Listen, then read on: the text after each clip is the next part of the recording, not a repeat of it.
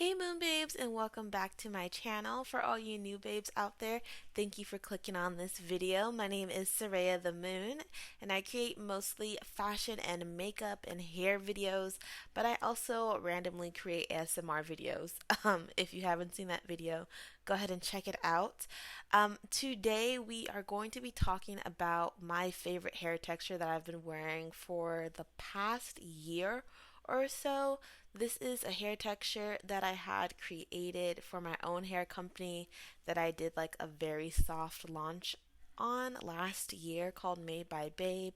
It's currently being reformed, but this is still hair texture and a hair that I'm still having produced by the warehouse. And a lot of you have taken a lot of interest in it. And so I just wanted to come on here and basically show you guys what the hair texture is, um, what it feels like, what it looks like when it comes out of the packaging, how I wear the wig, just all about the wig that I'm wearing because I'm in love with it and I feel like a lot of y'all are in love with it as well too. So the texture that I am getting ready to put on my head is a blonde kinky straight wig that I made. I made it using 4 bundles of 30 inches and a 20-inch closure. So the wig is extremely. I'm sorry. Can y'all hear that cop car? This is why we need to abolish police because they ruin videos. Um, what was I saying? Oh yes. So I have had a few of the factory wigs made, like where it's like pre-made at the warehouse and sent over, and those wigs give such a like natural look. I'll throw a picture up in here somewhere. But those wigs give such a natural look, and really I am a big girl, like I need my hair the weight of a small child. And you just can't get those with those factory wigs. This was also my birthday hair, so even though we're in quarantine, I needed to feel as done up as possible. Um, so here's the wig now. I have it sewn onto a mesh dome cap, and normally I would have sewn it onto a blonde mesh dome cap, but apparently when I went to go pick up my dome cap, my last 2 brain cells had already clocked out for the day, and I picked up a black dome cap. And there's so much hair you don't really notice it unless I'm actually adjusting my wig, but it still annoys me.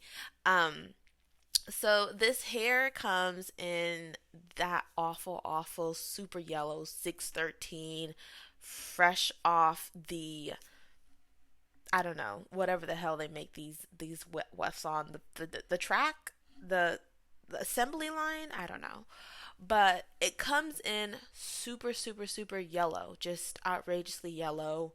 I mean, it's a, how 613s come in. They look Barbie yellow. It's not fun. So what I've done to get the hair this ashy color is washed it. Maybe, I think I've washed it about 2 times now with purple shampoo and really let that purple shampoo sit for about an hour every time. I mean, you really have to let it sit because there's just so much hair. I mean, it's really, I didn't even need 4 bundles, but a part of my mind was like, you know what? I think you do need 4 bundles. I think you do. And the other part of my mind was like, but do I really? And the other part was like, yes, you do. And so here we are. It's extremely thick, but I absolutely love it. And the best thing about this hair is how natural it is. I started wearing blonde hair maybe 2 years ago or so. But I was wearing it with a frontal, and if you've ever had a frontal, you know how much work they are. Look at me. Why am I stressed out? You know what it is? You know when you're trying to get that perfect part and you just can't get it? Yeah, that's how I felt. But wearing a frontal, it's just so much work. Cleaning the frontal really just, ooh, it was just like, it was an all day thing. Like, I wore a frontal for the better part of a year and a half. Oh, here we go. Here's how it looks naturally. It's super fluffy. It doesn't have that awful chemical smell yet.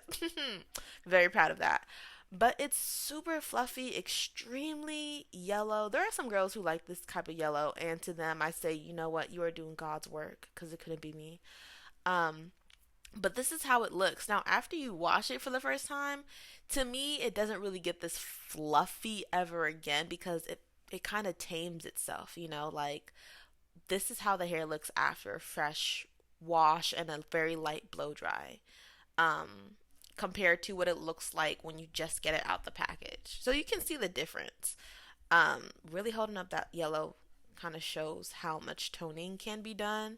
And I think it can be toned just a little bit more, but yeah. So that's how underneath what I'm showing right now, that's how it looks, if you don't get the blow dryer under there good. You can still kind of see like the kinks and the crinkles and that stuff. Um, but what was I saying? This is what happens when you just go on a rant and you don't have a script ready. Um, but yeah, my favorite thing about the wig is how natural it is. So here I am. I'm gonna flat iron the wig for you guys on screen. I think I might also do another video of me just curling the wig so you can see how well it holds a curl.